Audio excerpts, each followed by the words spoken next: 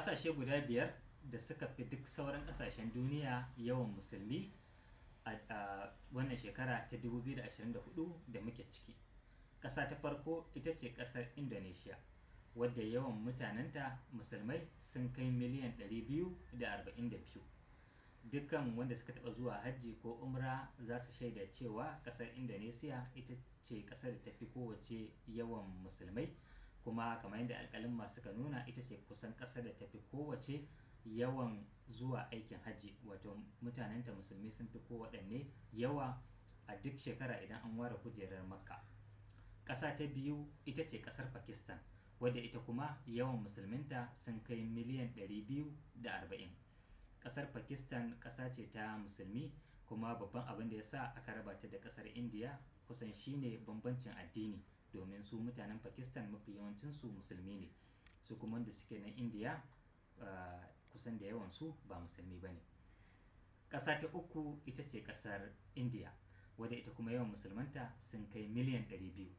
Duk da wasu da yawa za su yi mamaki, amma ita ma ƙasar India tana da yawan al'ummar musulmi.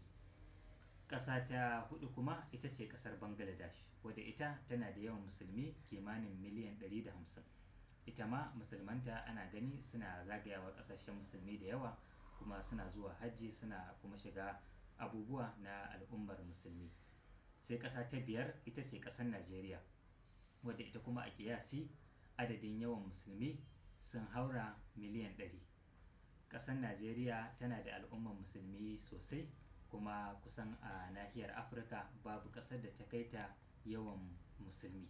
Kuma duk wanda ya san mutanen Najeriya, musamman musulmin Najeriya, ya san musulmai ne da suke son addinin su, kuma a koyaushe wuraren taro ko na musulmi ko na duniya suna nuna irin yadda halayyarsu take da kuma addinin su.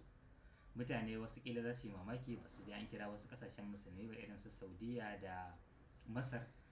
Su ma suna da yawan musulmi, sai dai ba su kai waɗannan ƙasashe ba, domin duk waɗannan ƙasashe na ambata ƙasashe ne da suke da tarin mutane da yawa. Waɗannan dai su ne jerin waɗannan ƙasashe da suka fi yawan musulmi.